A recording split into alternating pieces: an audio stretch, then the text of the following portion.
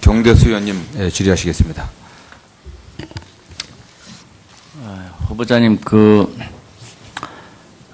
후보자님이 안 계신 과정에서 한전 공과대학 설립 문제에 관해서 우리 그 한전 사장이신 조한익 증인과 또 인사처장인가요? 두 분에 관한 신문이 있었습니다. 이제 그 내용은 한전 공대 설립 과정에 대한 이제 질문이었는데요. 저는 이제 이 궁금한 게 이게 지금 법상으로선 설립이 가능하냐 그랬더니 한전 사장이 정관하고 법 규정상 가능하다 이렇게 답변을 했습니다. 들으셨는지 모르겠네요. 네, 옆방에서 들었습니다. 그러면 설명을 안 하겠습니다. 이게 이제 그 조한익 그 증인 한전 사장님의 답변에 따르면은 3월 달에 에너지밸리와 관련된 추진 협약식인가요? 거기서 지사님으로 우리 후보자님을 만났을 때 후보자께서 제안을 하셨다 이렇게 답변을 했습니다. 네. 그래서 걱정이 되는 게 우선 이게 한전 측에서 계속 지속적으로 이 공과대학 설립 문제를 연구 검토해서 이걸 거꾸로 우리 지사님이신 후보자께 제안을 해서 받아들여서 이게 공약으로 채택이 됐다면은 설립을 좀 이렇게 조속히 하더라도 시행착오가 없을 수 있는데, 물론 뭐 그 재생 에너지인가요? 이 같은 4차 산업혁명과 맞이해서 그와 같은 부분에 새장을 열기 위해서 공과대학 설립한다는 취지는 좋지만, 거꾸로 이렇게 제안을 해서 이제 한전에서 지금 검토 중에 있다 이렇게 얘기를 하거든요.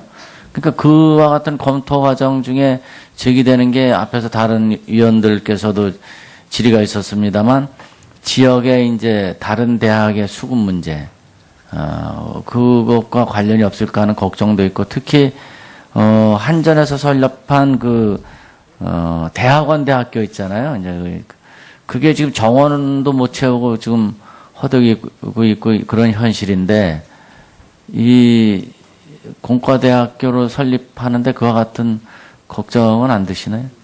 예, 그 경위를 좀 설명드리겠습니다. 아까 증인신문을 옆방에서 뵈니까 언제 그 논의가 있었냐, 제안이 있었느냐 이렇게 질문이 나오니까 그렇게 대답을 하시는 걸 들었습니다만은, 사실은 올해 대선 조기 대선을 앞두고 작년 11월 그때부터 광주 전남이 대선 공약으로 각 당에 건의할 내용을 추출하기 시작을 했습니다. 굉장히 초기부터 한전공대가 필요하다는데 광주와 전남이 일찍부터 합의를 했습니다. 포항공대의 모델도 있고 해서 그것이 먼저 배경에 있었고요. 그 다음에 이 한전공대에 대한 지역 주민들의 기대가 워낙 처음부터 높아 있었죠. 워낙 그 지역 주민들의 요구가 있고, 광주 전남의 공통 대선 공약 그 요구사항에 그게 들어갔고, 이제 각 당에 보냈습니다. 이제 그런 상태에서 어떤 행사장에서 한전 사장님을 뵙고, 사장님 광주 전남 공약으로 이걸 우리가 요구하고 있는데 가능합니까? 이렇게 여쭤본 적이 있죠. 그랬더니 맨 처음에는 대학보다 마이스터 고등학교가 필요할 것 같습니다. 그런 말씀을 주시더라고요. 그러다 또 한참 있다가 아니요, 대학이 필요할 것 같다고 그 말씀도 하시고, 그렇게 서로 그 어느 쪽이 뭐 한다기보다는, 근데 이제 지금부터 여러 가지 준비를 해봐야 되겠죠. 예, 그 후보자님, 지금 이제 그 포항공대 또 대전인가요? 카이스트 이런 대학은 좀 그래도 국제적으로 상당히 자리를 잡고 명문 연구기관이랄까 대학교로 자리를 잡았는데, 이제 그 다른 분야에서 이 전남 지역에 이제 설립하는 거죠, 이게. 에너지밸리에. 에너지밸리에. 그러면 이제 이 한전공대가 그 정도는 돼야 될 거 아닙니까? 네, 한다면 제대로 해야죠. 네. 그러면 이제 그 지역의 공약이지만 지역 인재만의 문제가 아니잖아요. 그렇습니다. 그리고 이 설립 과정을 시행에서도 이제 충분한 검토가 이루어져야 된다고 보는데, 출자금이랄까요? 한 5천억 정도로 예상하시는 것 같더라고요. 네, 한전은 그렇게 계산을 했나 봐요. 그게 그 포항공대나 이런 거 설립 과정을 벤치마킹 한 건가요? 한전이 어떻게 연구를 했는지는 모르겠습니다. 그저 그 포항공대 같은 좋은 대학이 생겼으면 좋겠다 그런 마음이지요. 또 하나는 이제 이게 걱정스러운 게 지금 이제 미르재단이라고 있잖아요. 이제 박근혜 전 대통령이 그것과 관련해서 지금 뇌물죄로 처벌받고 있는데 그 기업이 결국 출연한 돈으로 재단을 설립한 게 지금 불법이다 이래갖고 지금 기소된 거 아닙니까? 네. 그러면은 지금 이 한전에서 이제 5천억을 투자해서 뭐 출연이든 하여튼 이 설립하는 과정에서 그와 같은 시비는 없을까요, 앞으로? 거기까지 구체적으로 아직 검토를 못 하고 있습니다. 앞으로 그런 그 법적인 미비라든가 또는 논쟁거리. 우선 당장 그러니까 지금 미르재단하고 차이점이랄까, 지금 미르재단의 문제점이랄까, 그러면은 그걸 아시고 그와 같은 방법으로 해서는 안 될 거 아닙니까? 네, 그런 시비거리가 남지 않도록 해야 되겠죠. 그러지 않으면은 이거는 두고두고 시비거리가 되고 오히려 그 전남뿐만 아니라 이제 호남 전체에게 수원일 수도 있고 대한민국 전체에 또 미래가 달린 문제니까 이 부분을 충분히 걱정을 하시면서 하셔야 된다, 저는 그렇게. 네, 충분히 주의하겠습니다. 또 이건 잠깐만 제가 좀 막간을 이용해서 후보자님께 또 여쭤보고 싶은데, 앞에서 그 낙태 문제를 다룬 위원님께서 말씀하셨어요. 그런데 저도 이제 그 부분에 관해서 제가 이제 개인적으로는 천주교 신자인데, 낙태 반대 단체의 무슨 행사에 가서 거기에 어떻게 보면 아주 헌신적으로 일하시는 분한테 들은 얘기입니다만, 1970년대부터 80년대까지 이렇게 태어난 인구보다 그렇게 낙태 과정으로 사라진 소중한 생명들이 사실 숫자가 더 많다는 거예요. 그런데 지금 우리 인구 절벽을 아주 위기를 느낄 정도로 겪고 있잖아요.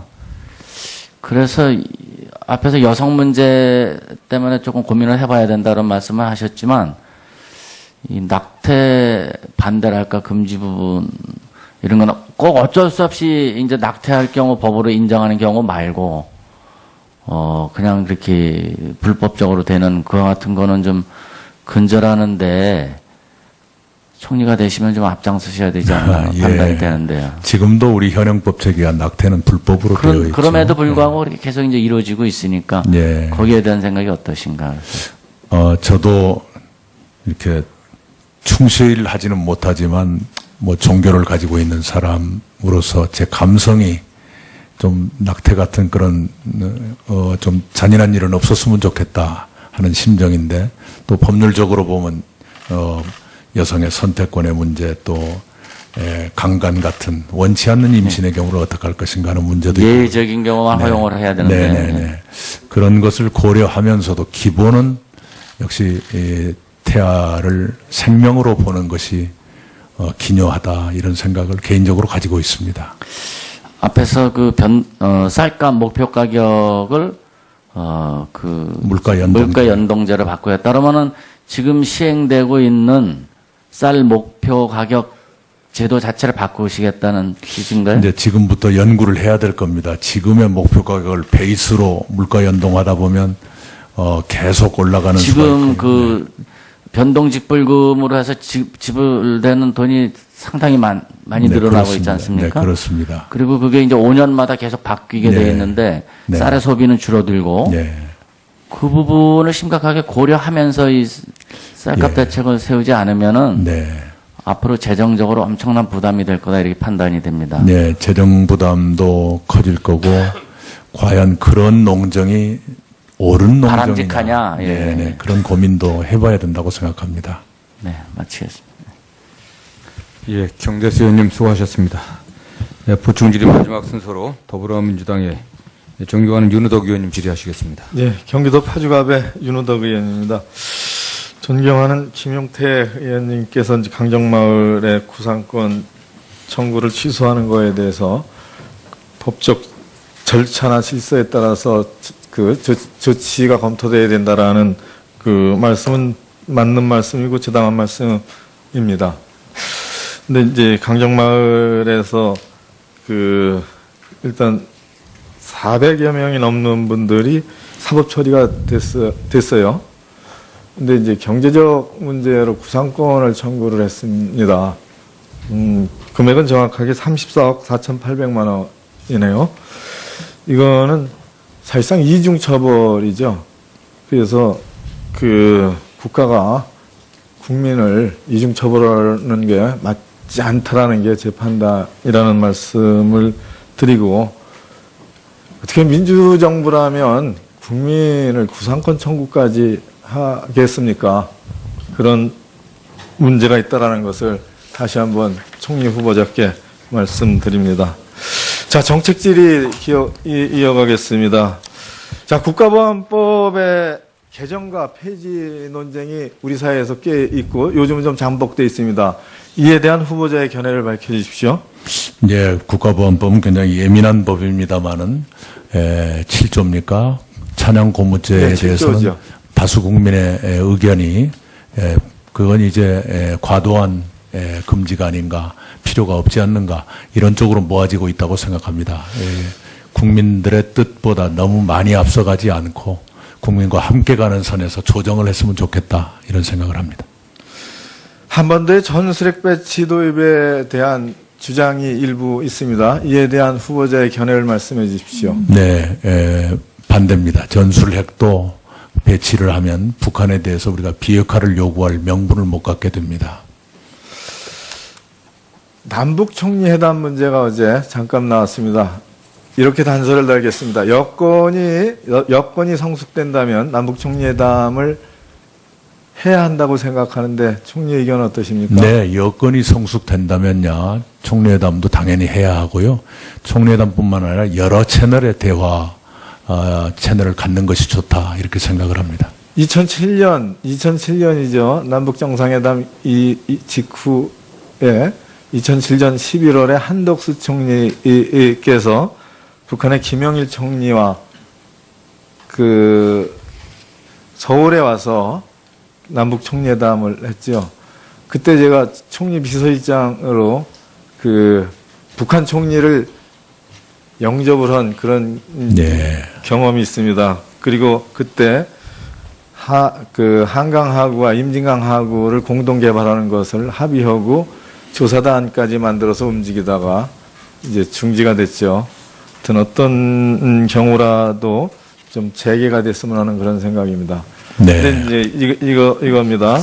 그 북한과의 관계 개선을 위해서는 뭔가 이제 바뀌어야 돼요. 현 상황이 바뀌어야 되는데, 그 의원님들의 서면 질의에 대해서 총리실에서 답변을 이렇게 줬어요. 북한의 태도 변화가 있거나 북한과 올바른 여건이 이루어지면 대화가 가능하다고 생각함.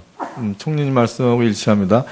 남북 대화 조건을 단정적으로 말하기는 어려우나 북한이 핵을 동결하고 그 토대 위에서 협상 테이블로 나오는 것이 필요하다고 봅니다. 이런 답변을 주셨어요.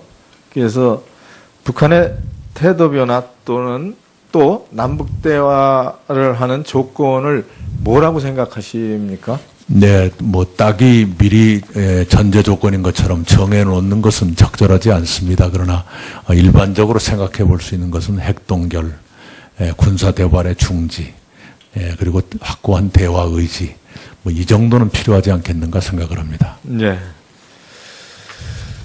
그 경색된 남북 관계를 푸는 일 중에 먼저 구상을 하는 게 개성공단의 즉각 재개라는 과제가 있습니다. 근데 개성공단을 즉각 개재하는 건 남북의 당국 간의 의지만 가지고 되질 않죠. 유엔에서 제재를 이제 유엔 안보리에서 제재를 결의해 놓은 상태죠. 그 내용은 두 가지가 핵심적입니다.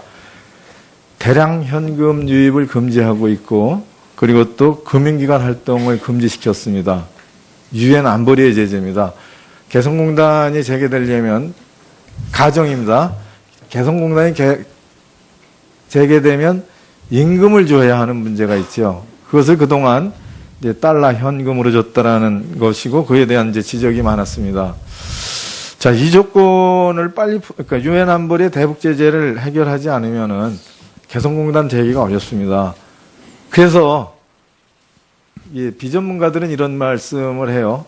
쌀로 주자, 현물로 주자.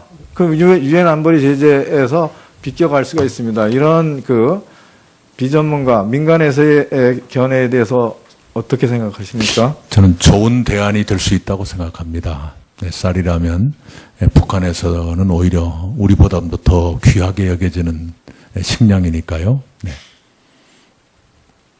그 모델도 있고 해서 그것이 먼저 배경에 있었고요. 그 다음에 이 한전공대에 대한 지역 주민들의 기대가 워낙 처음부터 높아 있었죠. 워낙 그 지역 주민들의 요구가 있고 광주 전남의 공통 대선 공약 그 요구사항에 그게 들어갔고 이제 각 당에 보냈습니다.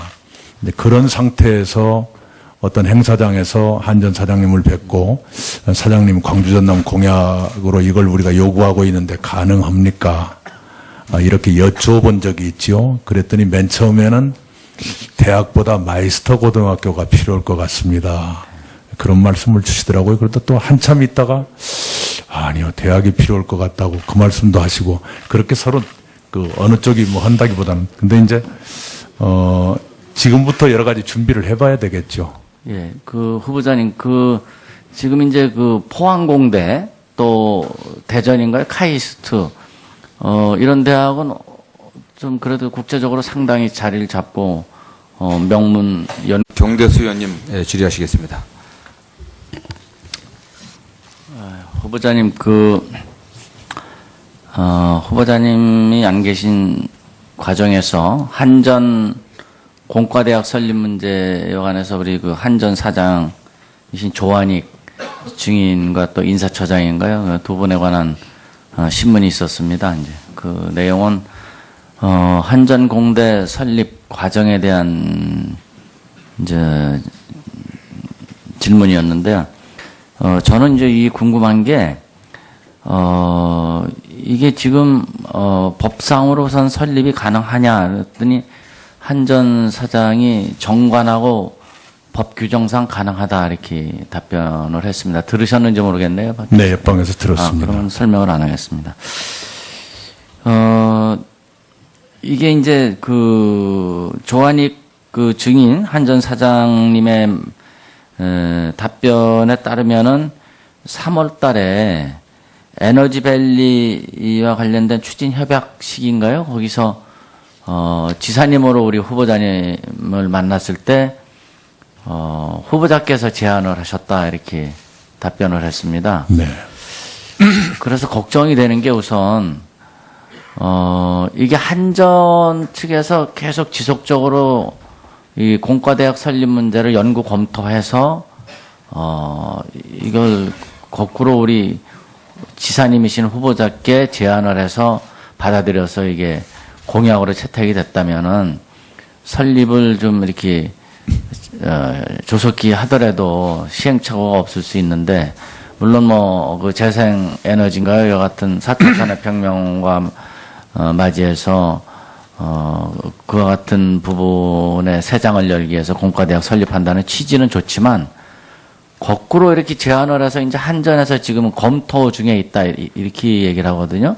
그러니까 그와 같은 검토 과정 중에 제기되는 게 앞에서 다른 위원들께서도 연구기관이랄까 대학교로 자리를 잡았는데 이제 그 다른 분야에서 이 전남 지역에 이제 설립하는 거죠 이게. 에너지밸리에. 에너지밸리에. 그러면 이제 이 한전공대가 그 정도는 돼야 될 거 아닙니까? 네, 한다면 제대로 해야죠. 네. 그러면 이제 그 지역의 공약이지만 지역 인재만의 문제가 아니잖아요. 그렇습니다. 그리고 이 설립 과정에서도 이제 충분한 검토가 이루어져야 된다고 보는데 출자금이랄까요? 한 5천억 정도로 예상하시는 것 같더라고요. 네, 한전은 그렇게 계산을 했나 그게 봐요. 그 포항공대나 이런 거 설립 과정을 벤치마킹 한 건가요? 한전이 어떻게 연구를 했는지는 모르겠습니다. 그저 그 포항공대 같은 좋은 대학이 생겼으면 좋겠다 그런 마음이지요. 또 하나는 이제 이게 걱정스러운 게 지금 이제 미르재단이라고 있잖아요. 이제 박근혜 질의가 있었습니다만 지역의 이제 다른 대학의 수급 문제, 그것과 관련이 없을까 하는 걱정도 있고 특히 한전에서 설립한 대학원 대학교 있잖아요. 이제 그게 지금 정원도 못 채우고 지금 허덕이고 있고 그런 현실인데 이 공과대학교를 설립하는데 그와 같은 걱정은 안 드시나요? 예, 그 경위를 좀 설명드리겠습니다. 아까 증인신문을 옆방에서 뵈니까 언제 그 논의가 있었냐, 제안이 있었느냐 이렇게 질문이 나오니까 그렇게 대답을 하시는 걸 들었습니다만은 사실은 올해 대선 조기 대선을 앞두고 작년 11월 그때부터 광주 전남이 대선 공약으로 각 당에 건의할 내용을 추출하기 시작을 했습니다. 굉장히 초기부터 한전공대가 필요하다는데 광주와 전남이 일찍부터 합의를 했습니다. 포항공대